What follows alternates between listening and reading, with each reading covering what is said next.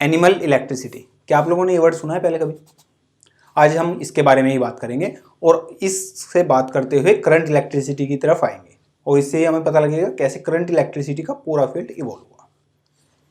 एक बार की बात है, एक साइंटिस्ट थे, इटालियन साइंटिस्ट गैल्वनी। ये बात है लगभग 1791 की। गैल्वनी जो साइंटिस्ट थे, एक बार उनकी जो वाइफ थी उसके लिए डॉक्टर ने एक सूप रिकमेंड किया कि इसको भाई फ्रॉग सूप देना है बना के, ठीक है। वो फ्रॉग्स ले आते हैं, 3-4 फ्रॉग्स ले आते हैं और वो उनको फ्राई करने के लिए जो भी कहें उनकी वो टांगे अलग कर लेते हैं और वो उनको हैंग कर देते हैं, मेटल क्लिप से हैंग कर देते हैं, ठीक है। वो शायद किसी सॉल्यूशन में भीगे हुए थे या साल्टी वाटर में किसी में भीगे हुए थे वो, तो वो हैंग हुए रहते हैं एक रेलिंग से और एक क्लिप्स लगी रहती हैं, शायद कॉपर की क्लिप्स लगी रहती हैं जिसको वो अपने लैब में यूज़ करते थे, ठीक है। तो उन्होंने नोट किया कि जैसे ही वो जो उनकी लेग्स है वो आयरन रेलिंग को टच करती है, उनमें कुछ कंपन आती है, मतलब वाइब्रेटिंग होती है, वो थोड़ी वाइब्रेट्स होती है, ठीक है। तो उन्होंने वहाँ से कंक्लूड किया कि भाई ये एनिमल इलेक्ट्रिसिटी है, कि एनिमल्स जो हैं उनके अंदर इलेक्ट्रिसिटी है, जब भी वो दो मेटल के टच में आएंगे तो वहाँ पे हमें इलेक्ट्रिक इफेक्ट दिखाई देगा। तो उसके बाद बहुत सालों तक जो और साइंटिस्ट थे वो फ्रॉग्स की लेग्स पे और फ्रॉग्स पे रिसर्च करते रहे, ठीक है।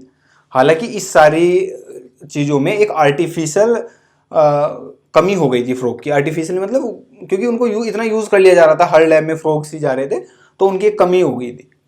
तो जो लोग फ्रॉग्स यूज़ कर रहे थे, जो साइंटिस्ट फ्रॉग यूज़ कर रहे थे, उनमें एक साइंटिस्ट थे जिनका नाम था वोल्टा, ठीक है। अब वोल्टा ने जब रिसर्च की तो उन्होंने सीधा सीधा कंक्लूड किया कि भाई ये जो थ्योरी है गलत है, एनिमल इलेक्ट्रिसिटी नहीं होती है, कोई भी इलेक्ट्रिसिटी एनिमल के अंदर नहीं होती है।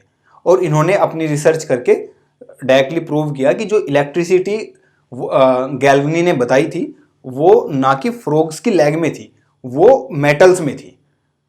और मेटल, वो जो फ्रॉग की लेग्स थी वो किसी केमिकल में लगी हुई थी, तो वहां पे इलेक्ट्रिसिटी जनरेट हो रही थी। ये बिल्कुल उसी तरह था जिस थ्योरी पे चलकर बाद में वोल्टा ने सेल बनाए, ठीक है। सेल मतलब बैटरीज समझ दो ना, जो हम रिमोट्स में यूज करते हैं, इस तरह की बैटरीज सेल्स बोल देते हैं, उनको बनाया, ठीक है।